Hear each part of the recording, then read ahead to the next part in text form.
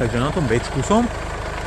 Motorík sme mali v podstate skoro studený, trolinku bol ohriatý, ale auto chytilo veľmi pekne. Aj takto na prvý pohľad to vyzerá celkom fajn, aj tuto pod tým krytom je sucho. No mal dodávať, tak ešte aj na video vám to zhodím. Motor je suchý, v podstate viac menej to auto chodilo len do Mercedesu na nejaké servisné prehliadky. Teda, že poslednú robil nejaký pán privátne, ktorý teda robí z Mercedesu. Dobre, sú svetielka, 19, 12. Celé si to teda premeráme. Strižka boli tu, dva diely tu boli lakované. Ale nejaký škrabanec, je to aj zľahka natmelené. A opäť sami budete vidieť hodnotu.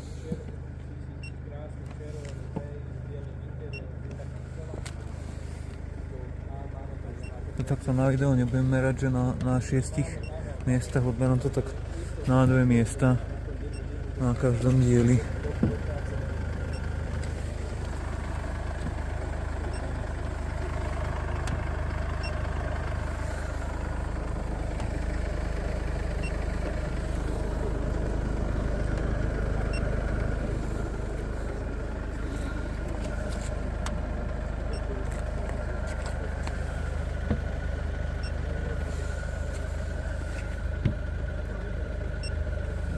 Sú dvere, toto je prelakované, tieto vodičové dvere, tie som nenašiel, tie sú tmelené, čiže tuto na spodu to bolo také obtiahnuté, ale tuto vzadu je to takisto na týchto zadných dverách. Odliadnúc od toho, auto vyzerá fajn, veď uvidíme, že ak bude to druhé vyzerať. Pán je v podstate teda prvý majiteľ. A tuto to, ale v podstate vidieť, jak to bolo opravované, no. Sú stopy ešte polbruské. A myslím, že aj tento len bol robený tu pri spodku. No, aj tento len bol robený inak. Okrem týchto dvojodverí nebolo v podstate nič ďalšie lakované. A poďme sa teda ešte previesť na tom, napichneme si to. A takisto aj vnútorné stĺpky dole sú v poriadku, alebo teda vnútri. Na dverách aj vnútorné stĺpiky, veď odmeriam aj to na video ešte.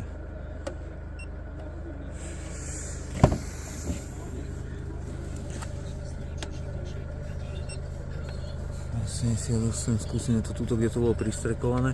Tu je vidieť vlastne, ako to bolo rozfúkované. Tuto je vidieť, že odtiaľ toto bolo prelakované dole a tu je trolinku pol milimetrika gitu. No, na týchto dverách, keď to vyrátame, nájdeme taký najväčší bod, koľko to tu bolo natmelené. Niekde mi to tak matematicky vyšlo, že zhruba milimeter gitu je na týchto dverách zadných.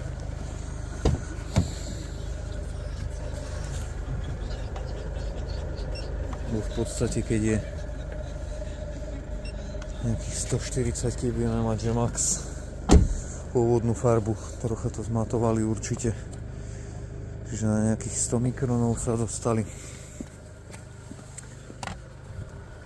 A keď je 140 ďalšia vrstva a 1240 sme tu namerali, tak znamená, že nejaký milimeter gitu plus minus.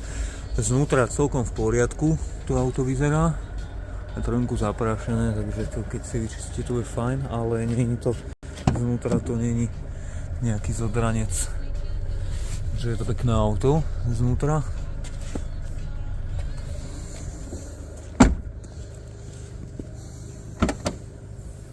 Pozrieme ešte brzdičky a tak, aké sú Afino CD Peugeot. V podstate vanička, ale ďalšie rože. To madlo tu je také chore. Toto je odtrhlé. Sa dá na opravu tým s kompresorom. Takže ideme to napichnúť ešte a poďme sa odviesť.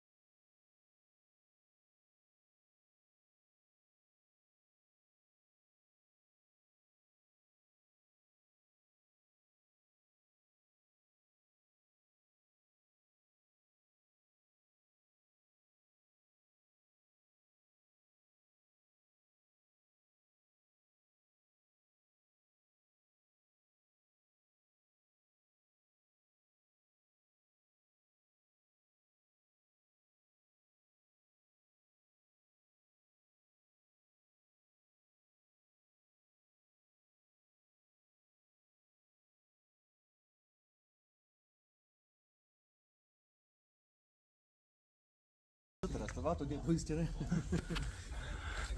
Znútra takto hovorím, pohodičke, výbava v celku slušná, také paketové je Harman Kardon hudba. Parkovaciu kameru má auto, vyhrievané sedačky, predné v podstate funkčné sú obidve. Pamäťové sedadlá sú tu. A volantík takisto není nejaký zodratý, hej. Čiže znútra to vyzerá fajn, diagnostické auto, čisté, veď to vám strihnem do toho. Vodičovú sedačku, tu sme si už prešli spolujazdcov, aj na tom v poriadku, tá vodičová akurát tu je zľahka odreta. Ale spolujazdcová troška táto bočnica takisto, daj takto vodičová. A zadné sedadlá, jak nové. Zadné sedačky sú jak nové.